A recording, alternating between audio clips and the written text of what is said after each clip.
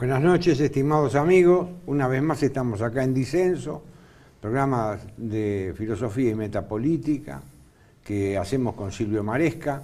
Hoy Silvio me cedió su lugar porque estoy en compañía de Carlos Rodríguez Moreno, del profesor Carlos Rodríguez Moreno, que se ha tomado un trabajo que yo la verdad que le tengo que agradecer.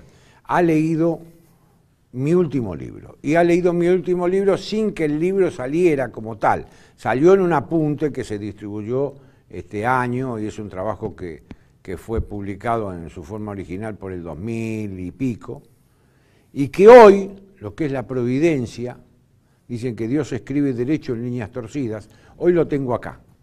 Me acaba de llegar de Barcelona, Madrid, el libro Teoría del Disenso. Por supuesto, no sé lo que será el contenido, de esto vamos a hablar, pero lo que es la impresión es excepcional.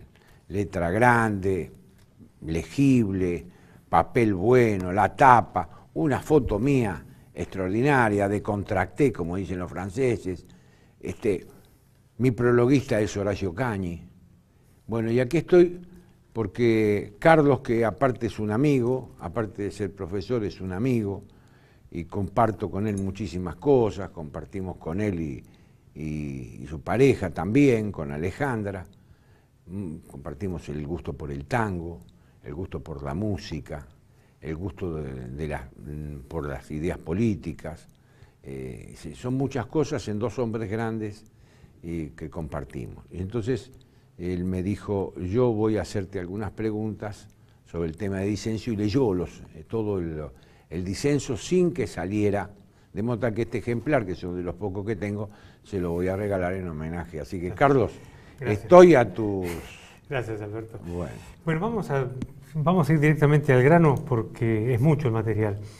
Yo te diría primero, en la presentación que Horacio Cañi hace, el prólogo que él hace, hay una serie de tópicos que me parece que son interesantes para que el oyente televidente se pueda situar un poco dentro de lo que es la teoría del disenso, propiamente dicha.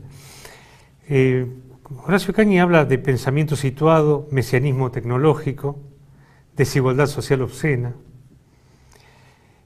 continentalismo de nuestros pueblos, otra América, sinergia en una causa común. Todos estos tópicos dan como un marco donde creo que el disenso, es decir, la teoría del disenso cobra fuerza. ¿Podés ponernos un poquito en antecedentes de cómo serían estos temas, qué es el pensamiento situado, por ejemplo? No, bueno, el pensamiento situado, acá hay un filósofo argentino, un buen filósofo argentino, que es Mario Casalla, que ha trabajado el tema muy bien, que fue profesor tuyo, ¿sí? ¿no? Así que aprovechamos para mandarle un saludo a Mario. Hace años que no lo veo, pero él ha trabajado muy bien. Es decir, esto viene ya de un filósofo que fue de Anquín. De Anquín es ustedes, en la filosofía argentina hay dos filósofos, hay 20 para mí. 20 pero hay dos filósofos, Astrade de Anquín, uno se queda con uno, otro se queda con otro, pero el pensador sobre el tema del pensamiento situado, el pensamiento de la singularidad, el pensamiento argentino, el pensamiento de la liberación, todo es de Anquín. Hay que leerlo, no son fáciles de encontrar los libros, es un hombre cordobés que está un poco sepultado, fue profesor durante 40 años en la universidad, así que en Córdoba lo conocen, en otros lugares no. Sobre todo el tema de las sinergias, toda esta convergencia del pensamiento único, esto se debe, por ejemplo, el tema, la idea, el concepto, el primero que lo maneja, es un pensador francés que no es filósofo, es un pensador, como habíamos hablado alguna vez con Maresca sobre el tema de Junger. Junger es un pensador, no es un filósofo estricto sensu. Y es Alain de Benoist, un hombre nacido en el año 43, que ha producido muchísima cantidad de bibliografía, que nosotros lo invitamos, y este año va a estar en Argentina en noviembre, va a venir en noviembre acá, los primeros días de noviembre. Va a venir a un congreso que estamos organizando, del que participamos siempre con Silvio, que hacemos un congreso de geopolítica y de metapolítica, en la CGT, va a venir a hablar del tema de metapolítica este hombre. Y también el otro fue Ignacio Ramonet, que es un hombre catalán que escribe en francés, que era director de un diario muy importante un periódico muy importante que se editaba en Francia y acá, que ahora se me va el nombre, que viene a ser algo así como... Que acá el periodista era Gambetta, un rosarino Gambetta, Le Monde Diplomatique. Fue director de Le Monde Diplomatique. Después, ¿cuál es el otro? No, te decía, entonces el pensamiento situado sería algo así como la contracara del miserabilismo cultural. No, es el pensamiento que se hace a partir del genius loci. Es decir, nosotros pensamos a partir de nuestro clima, es del lugar desde donde se piensa. No se piensa, uno que hace filosofía no piensa en el aire, no, piensa desde un lugar determinado. Y eso es lo que nosotros queremos rescatar. Es decir, nosotros estamos pensando desde acá, estamos pensando de Argentina, de América del Sur, de Iberoamérica, lo que vos quieras. Pensamos desde una ecúmene cultural, ¿no? Y con una lengua, que es el castellano o español, ¿no? Y bueno, entonces como el disenso se instalaría como una especie de teoría crítica. Claro, los marxistas hablan de teoría crítica, bueno, nosotros lo tomamos en un sentido laxo. El disenso, en realidad la tesis mía es que no es el consenso el que produce teoría crítica, sino el disenso. Es decir, el disenso es el que nos permite a nosotros elaborar, si vos querés, una contrateoría a lo que es la teoría del consenso, que es el producto más típico de la última parte de la Escuela de Frankfurt, con Habermas y compañía, que ellos consolidan la teoría del consenso. Es decir, otro sentido al dado y establecido. Exacto. Sí, al del statu quo reinante o vigente. Exacto, eso es lo que quiere hacer. Bueno, también una cosa interesante encontré ahí, que es cuando vos caracterizás o decís que está caracterizado en general el disenso con una connotación negativa y que no tiene nada que ver en realidad con la propuesta del disenso. El disenso en general se piensa que es yo disiento de esto y no tengo ninguna respuesta. Y en realidad la naturaleza del disenso, si uno lo mira un poco más, la naturaleza del disenso es otra dissensus, es otro sentido. Buscarle el otro sentido a las cosas, buscar el lado oculto de las cosas, buscar aquello que de alguna manera se ha ocultado a través del discurso del consenso, ha ocultado la realidad, o lo que es peor, ha inventado una realidad. Claro. El disenso lo que quiere hacer es desbrozar ese bosque para ver si nosotros podemos llegar a abarruntar la verdad, no digo pero abarruntar el sentido de la realidad, que se nos ha ocultado, la realidad se ocultó al hombre contemporáneo. Sí, bien. La realidad se ocultó, nosotros somos grandes perseguidores de imágenes, ¿no? Tal cual, bueno, lo que se nos ha ocultado muchas veces es nuestra propia identidad, ¿no? Claro. De ahí me parecía tan importante lo del pensamiento situado. Claro. Porque muchas veces estamos como sentados en una silla prestada, ¿no? Claro. Mal sentados en una silla prestada. Sí, bueno, Heidegger dice eso, un libro, tiene un tipo muy lindo que lo tradujo un filósofo peruano, Wagner D'Arena, se llama La época de la imagen del mundo. Claro, si el mundo es decir, no conocemos el mundo, conocemos imágenes del mundo. Sí, Vos fijate cómo uno viaja bueno, está la televisión, ¿no? Para eso, que es un elemento extraordinario como para alienarnos a todos, ¿no? Tal cual.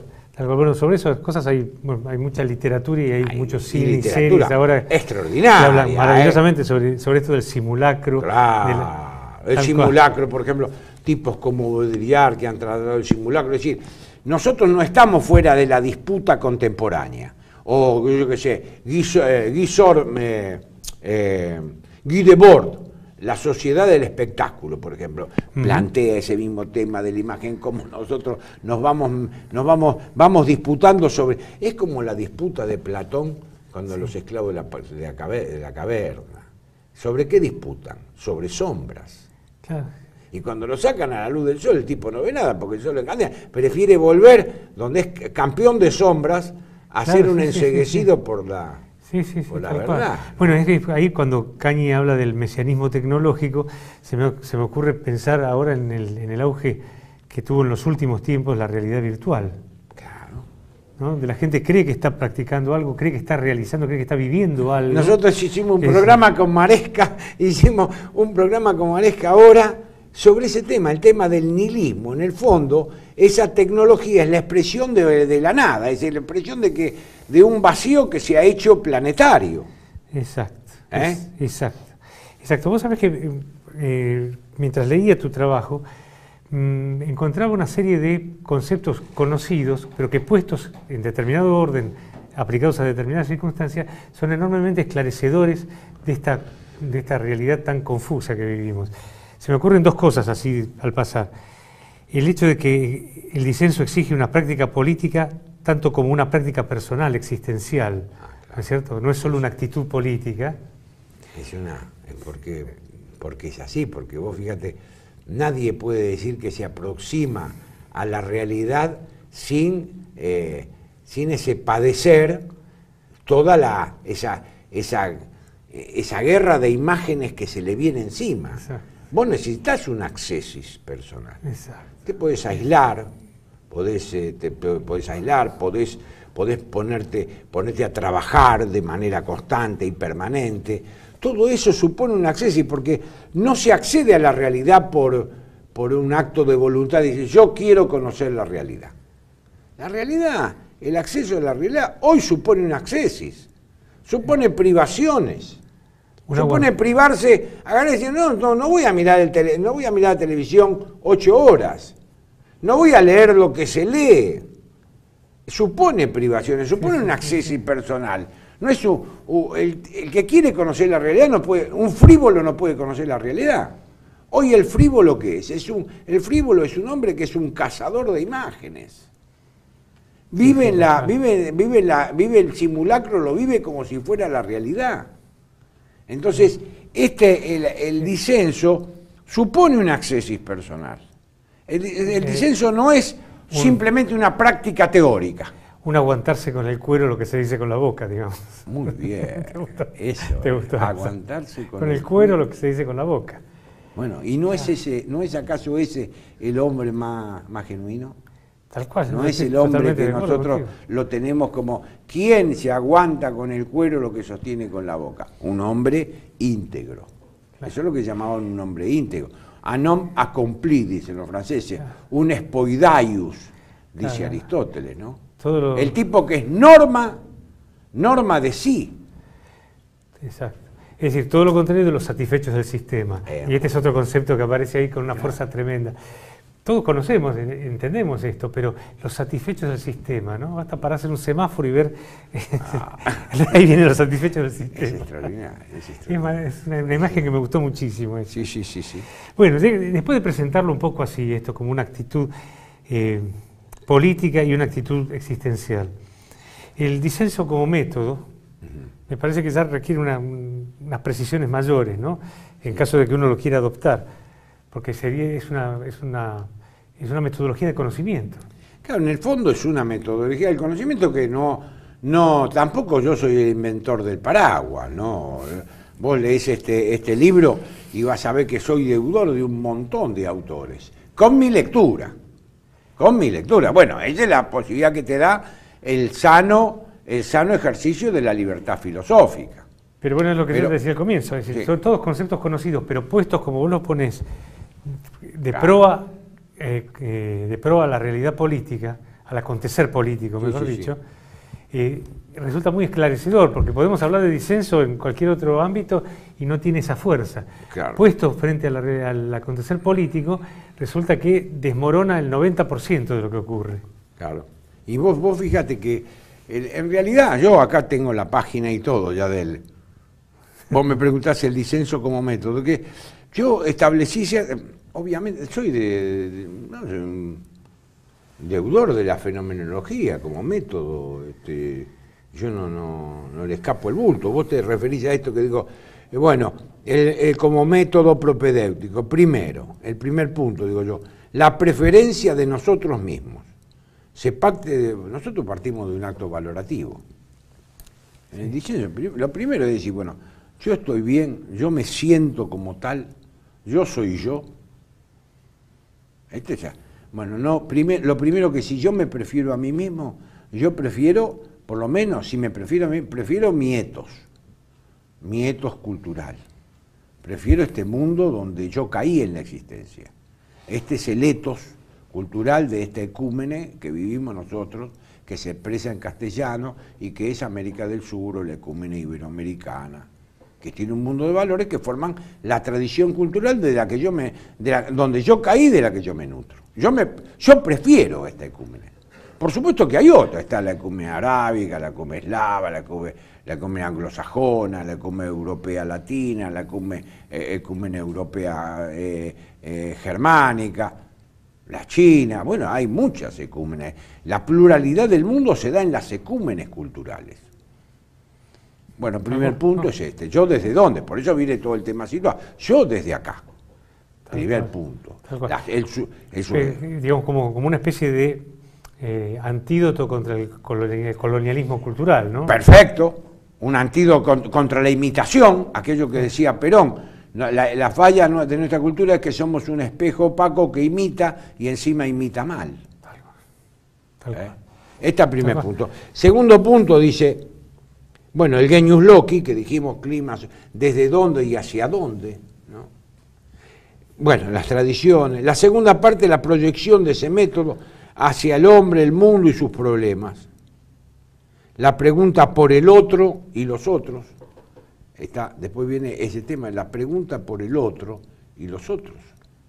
Y nosotros tenemos que tener en cuenta que si planteamos el disenso, tenemos en cuenta el otro, con el que disentimos.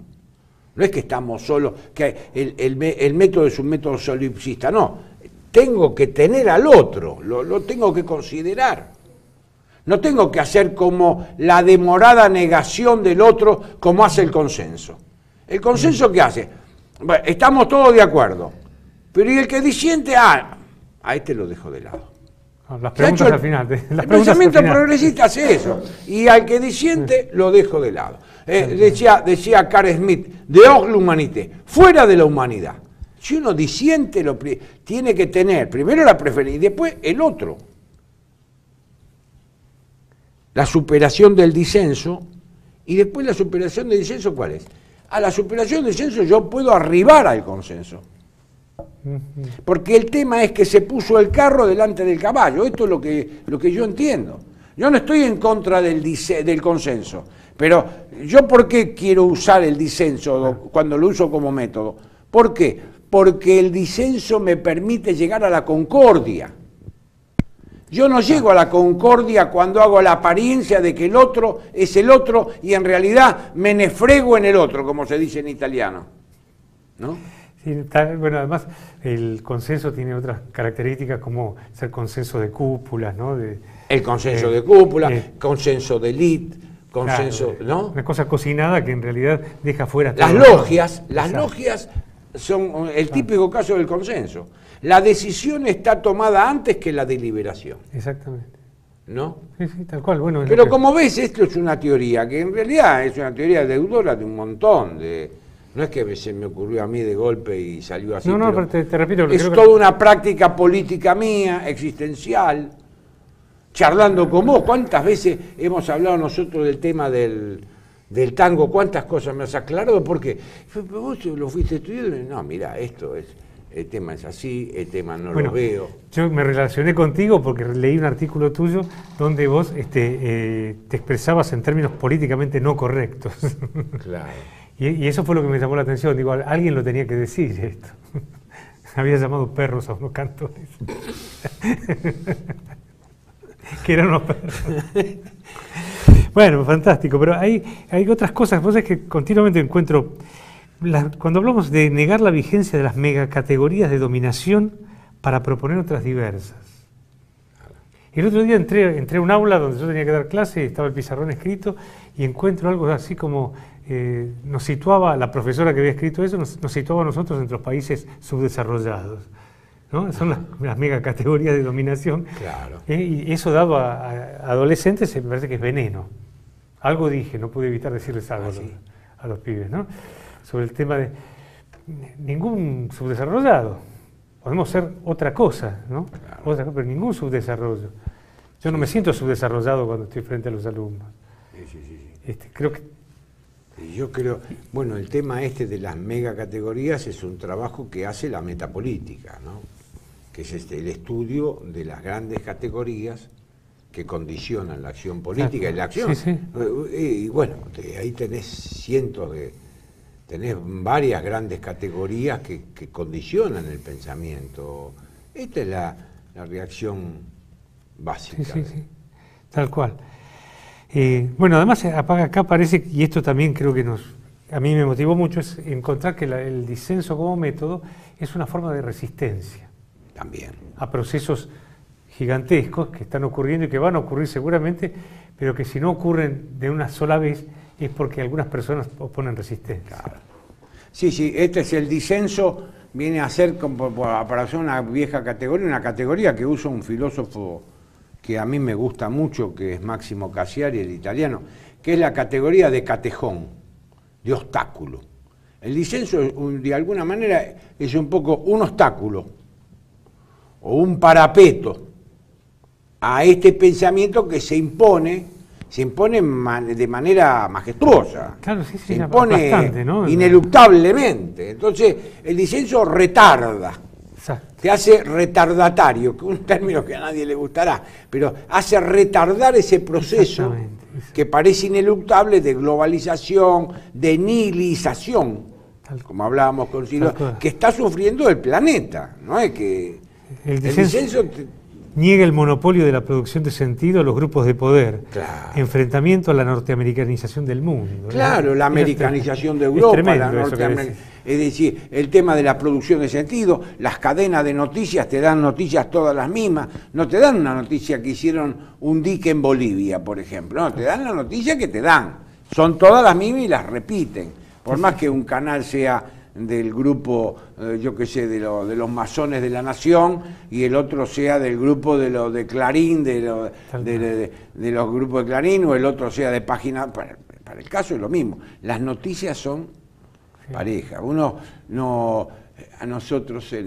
acá en Argentina, uno mira TN, es una cosa, pero si viene a C5N es otra, pero en realidad es lo mismo, porque la producción de noticias no depende ni TN, que son macristas, ni C5N, que son kirchneristas. La producción de noticias es una.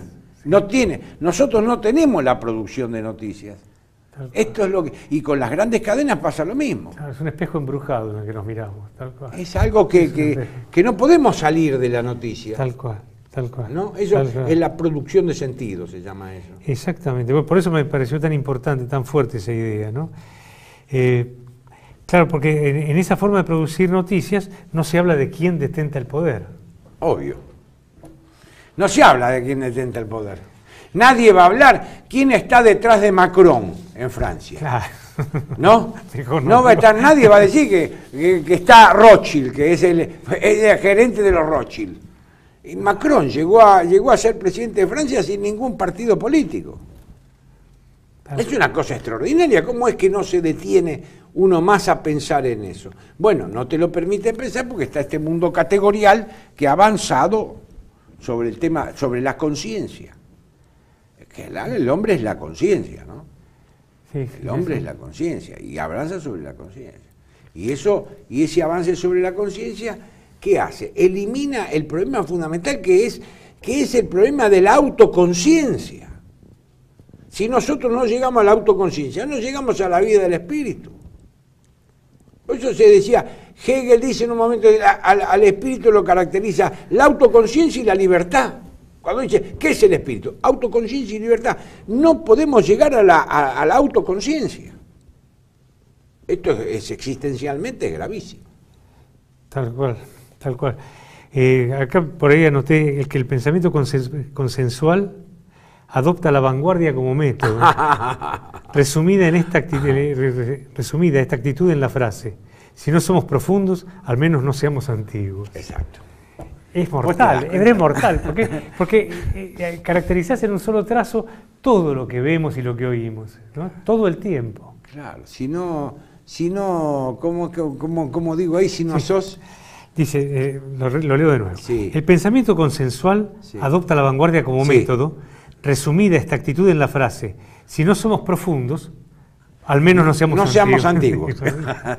Exactamente. Pero es mortal esto, es mortal. Sí, sí, sí. Es mortal porque esto está tan metido hasta en los niños más pequeños, ¿no? Nadie quiere ser antiguo. Claro. Nadie quiere ser antiguo. Por ejemplo, en los términos. Nadie quiere ser, yo hago filosofía contemporáneamente, no filosofía antigua, pero nadie quiere ser, por ejemplo, la vez pasada estaba leyendo un filósofo colombiano que me parece excepcional, murió, y tiene un libro muy lindo que es Escolios a un solo libro. Escribió escolios, anotaciones, a un solo libro. Y entonces hace como hacía Nietzsche, que ponía frases, los libros con frases, pensamientos, uno detrás de otro.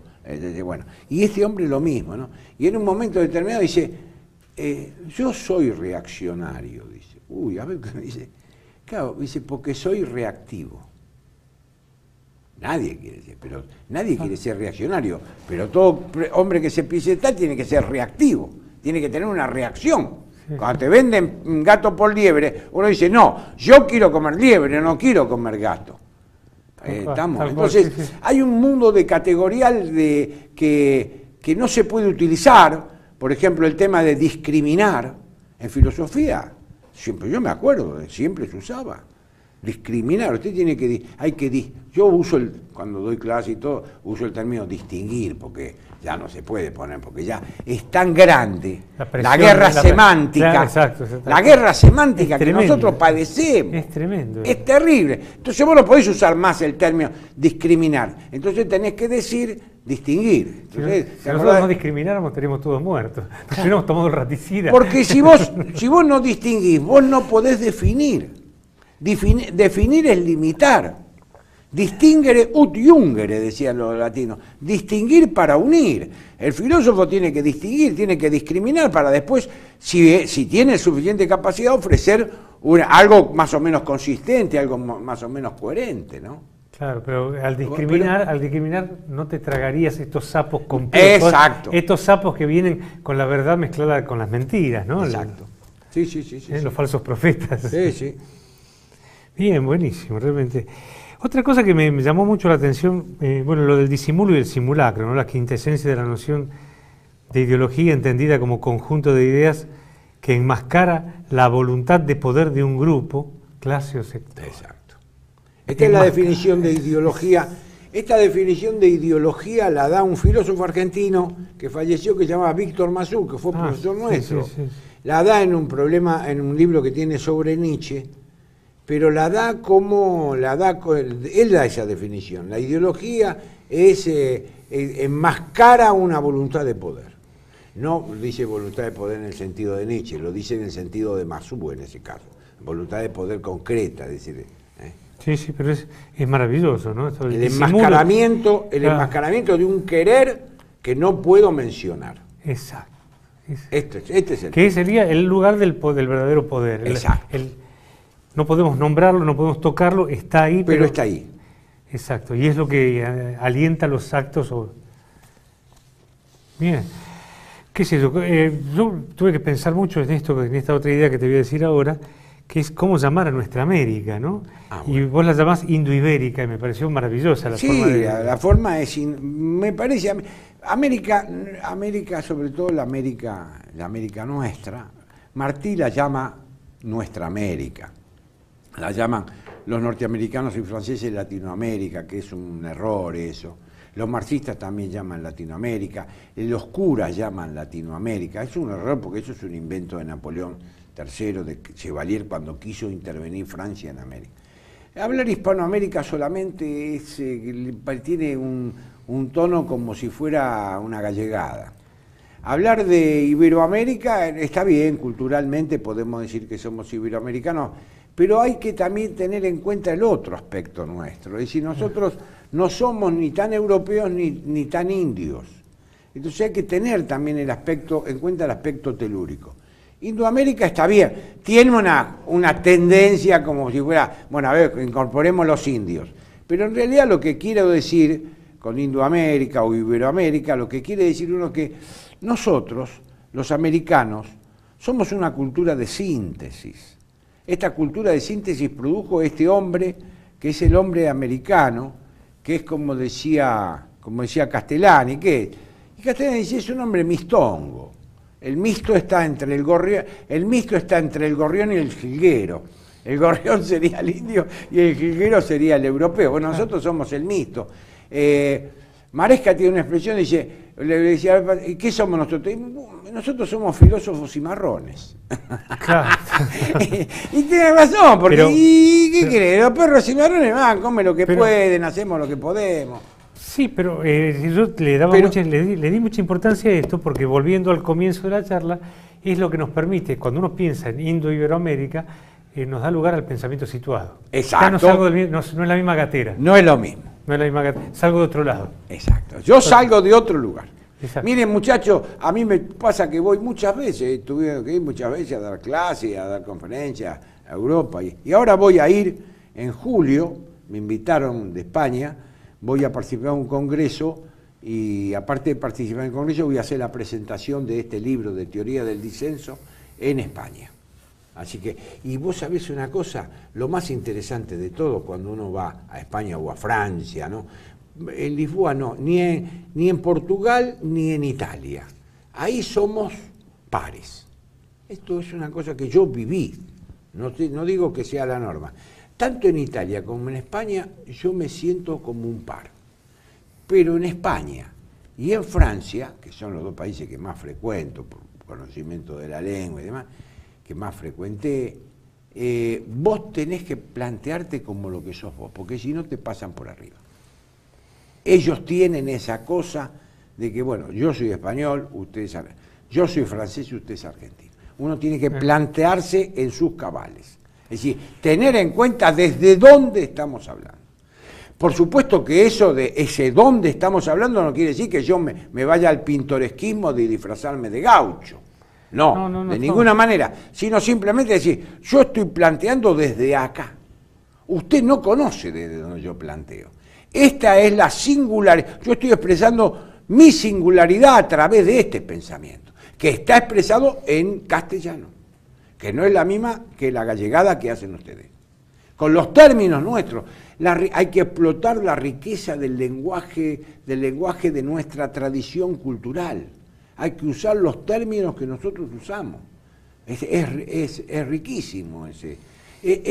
Los alemanes lo han hecho con su idioma. ¿Por qué no lo podemos hacer nosotros con el nuestro? ¿No? Sí, tal cual. Tal cual. Bueno, me llamó también la atención otra cosa, te cambio de tema. Es decir, la mención de los WASP versus el mundo hispano, ¿no? Ajá. Es decir, esto del White, Anglo-Saxon and Protestant. Sí. Como enemigos, ¿no? del mundo hispano. Es decir, plantea un enfrentamiento que en general trata de disimularse, pero que en realidad nos va la vida. Eso viene desde el fondo de la historia. Nos guste o no nos guste, desde el fondo de la historia viene ese enfrentamiento. Del fondo de la historia moderna, ¿no? Del enfrentamiento que viene de España, ese enfrentamiento de España con el mundo anglosajón y demás, esto nos cae a nosotros somos herederos de esa tradición. Y nos cae, y sobre todo los argentinos, nosotros hemos tenido siempre problemas con el mundo anglosajón, especialmente con ingleses y norteamericanos, desde las invasiones inglesas, la guerra de Malvinas, siempre hemos tenido. Es decir, hay que saber que ese mundo nos es hostil. Bueno, cada uno lo manifiesta como puede. Yo no hablo inglés. Está bien, es una limitación. Yo no hablo inglés. No hablo inglés porque primero me resultaba más fácil el francés porque lo aprendía de chiquito con una madrina que tenía que era francesa. Pero no hablo inglés. Puedo leer inglés, pero no lo hablo, no me sale el término. No sé por qué será, pero yo veo que desde el mundo anglosajón siempre, si uno estudia la historia de Iberoamérica, ve las intervenciones, según Casanovas, que fue un gran sociólogo mexicano, son 4.000 las intervenciones de los Estados Unidos en Iberoamérica. Y hay 700 intervenciones, 4.000 intervenciones de todo tipo. Y hay 700 militares, intervenciones militares, decimos nosotros. Y este enfrentamiento con Inglaterra viene desde siempre, porque las invasiones inglesas, Cartagena con Blas de Lezo en 1741. Es decir, pero además no son cuestiones antiguas, sino que son cuestiones vigentes y diarias, ¿no? Es decir, la presión colonizadora de esta gente es muy grande. Es muy grande, ¿no? porque nadie... vamos al tema de las sonceras argentinas de Jaureche. ¿Quién es de los inmigrantes? ¿Quién es el que está en la cumbre de todo? Están los ingleses, dice Jaureche. Las sonceras, ¿quién está en la cumbre? Los ingleses. Un poquito más abajo vienen los franceses, los alemanes después que perdieron la guerra, bueno, se disminuyeron un poco. ¿Y quiénes están al final? Los gallegos y los italianos. Ese es el mundo categorial de la soncera argentina respecto de... Entonces, un colonizado cultural lo primero que hace es adoptar las pautas básicamente de la cultura, pautas, modos y maneras de la cultura inglesa. Sí, sí. Y desprecia, por ejemplo, la cultura italiana, que más allá de los tanos que vinieron tocando el bombolino en una murga, es una cultura bimilenaria, que tiene una fineza extraordinaria y que nosotros no la valoramos. Sí, ni la nuestra tampoco. Claro. Ni la nuestra tampoco. Bien. Volviendo al disenso como método, acá anote romper el consenso de los satisfechos, tanto de las sociedades opulentas como de las otras. Claro. ¿No? El romper el consenso de los satisfechos. Claro. Es esa. Y bueno, los satisfechos son los que hacen, los que nos otorgan la producción de sentido. Los satisfechos son aquellos que aprovechan todas las circunstancias de la sociedad de consumo y nos dan la producción de sentido. Ellos nos dicen qué es lo que vale la pena hacer y qué es lo que no vale la pena no hacer. Sí, exacto. Este es el mundo. Vamos a Disney, vamos a Miami, vamos... Bueno, no es, esta es la realidad. Lo vemos todos los días. Sí, ese es un satisfecho. Claro, vamos claro. a Disney, vamos a Miami. Claro, sí, sí. Yo me acuerdo... Y comen pizza y pancho como si fueran manjares. Yo me ¿no? acuerdo contaba una vuelta, nosotros estábamos ahí también en la ayudantía de materias con Eger Lanz, y Eger Lanz viajó a Norteamérica, lo fue a ver a un tal Chernis, que era un estudioso norteamericano de Aristóteles de la gran flauta. Y en el interín, como él tenía su corazoncito con la izquierda, lo fue a visitar a Marcuse. Marcuse era juez, se fue con todo el tema de la escuela de Frankfurt fuera de Estados Unidos, y tenía un cargo en la justicia, yo no sé si era juez. Y dice, y me recibió Marcuse, dice, detrás de un grande escritorio, dice contaba Eger Lanz, ¿no? Que Dios lo tenga la gloria a Eger. Entonces me recibió detrás de un escritorio, un enorme escritorio, dice. Y yo le planteé el tema de la lucha, de la clase obrera, pero me di cuenta que era un satisfecho del sistema. Terrible. Terrible, qué desilusión, ¿no? Una desilusión. Y Marcuse, que fue uno de los teóricos de la revolución del 68 en Francia, era un satisfecho, le había llegado cerca de la boletería de la tesorería del Estado. Eso es una anécdota. Porque claro, al no hablar de la naturaleza del poder y de cómo sacárnosla de encima, hacemos lugar a toda esta colonización, ¿no es cierto? Claro, porque nosotros no distinguimos habitualmente entre la política y lo político. Claro.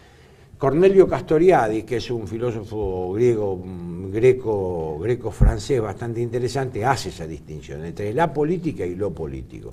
Nosotros nos han metido en la cabeza, en forma permanente, siempre hablar de la política, los partidos, cómo se hacen las alianzas, pero nunca de lo político, de la naturaleza de lo político. De eso no se habla, de la naturaleza del político, que es la naturaleza del poder. De eso no se habla. Castoriadis, ves que bueno, voy nombrando a mis lectores, ven como soy deudor de un montón. Vos sabés que casi por último, sí, de lo último de las anotaciones, porque algunas cosas te has puesto a hablar antes de que yo te las nombrara, porque está bien. Bueno, me va llevando la fuerza del charlatán. Pero una cosa que muy presente, ¿no? muy actual, esto del falso diálogo. ¿No? Porque sin ir más lejos, el conflicto docente de la provincia de Buenos Aires, donde siempre el gobierno está hablando de dialogar, pero que vos lo nombrás como uno de los mecanismos más perversos de dominación de los pueblos, ¿no? El falso diálogo, la apariencia de diálogo. Exacto. Entonces yo te convoco al diálogo, pero en realidad no te escucho. porque el verdadero diálogo tiene que nacer, el diálogo nace entre dos personas, el diálogo nace, primero, si vos me apretás hasta el final, el diálogo nace del disenso. Cuando vos, el verdadero diálogo es cuando uno dice lo que piensa y el otro dice lo que piensa. Y de esa no haces la apariencia. De ahí podés llegar. Pero la verdad, ¿de dónde sale? La verdad sale cuando se habla de verdad, no cuando se hace la apariencia de dialogar. Cuando yo le digo, por ejemplo, que el gobierno llama al diálogo, pero no dialoga.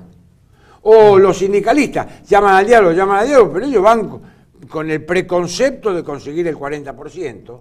No hay diálogo posible. El diálogo posible es decir, bueno, mire, yo soy sindicalista, yo vengo a hablar del tema laboral, pero en el tema laboral introduzco el tema del contenido de la educación, el destino del educando, el modelo, ¿qué modelo tenemos de educación? Es decir, el verdadero diálogo es el diálogo que se hace sobre la totalidad. No hay un diálogo sobre un punto en particular desconectado. Las cosas no están desconectadas de la realidad. Una cosa está en relación con otra. Yo no puedo ir a un diálogo puntual. Yo tengo que ir a un diálogo, en este caso tengo que ir a un diálogo con fines. Tiene que tener una finalidad el diálogo. Y el gobierno le responde con una especie de apariencia de diálogo, porque a su vez ya tomó la decisión previa que el aumento va a ser del 17 o el 20%. Consensuado entre las cúpulas. Consensuado entre la cúpula, que es el ministro de Economía, que le dice, mira, no hay más plata. Y los otros vienen con el tema del 40%. Yo, si fuera sindicalista, ¿cómo lo negociaría? Yo le diría, mire, yo vengo por el aumento, pero primero quiero este tema del contenido. Y van a decir, no, el contenido lo hablamos aparte. La forma de romper un diálogo, ¿cómo se rompe un diálogo? Un diálogo se rompe cuando uno parcializa el diálogo. Así se rompe el diálogo. El diálogo se rompe cuando uno lo parcializa, cuando uno lo lleva a un tema. No, yo quiero hablar de esto. No, pero yo te digo esto, quiero hablar de esto y no. Esta es la secuencia en un punto. El diálogo es a través de logos. El que dialoga tiene que intentar de alguna manera de ver el todo y dialogar sobre puntos, pero sin perder el todo. Por eso no hay diálogo. Por eso no hay diálogo, porque el hombre contemporáneo tiene muchos medios, pero ignora los fines.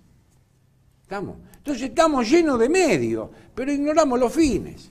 No se pregunta, y todo hombre que se precie de tal tiene que tratar por todos los medios de saber obrar por fines, no por medios, saber obrar por fines, porque el hombre que obra por medios va saltando de un medio a otro medio.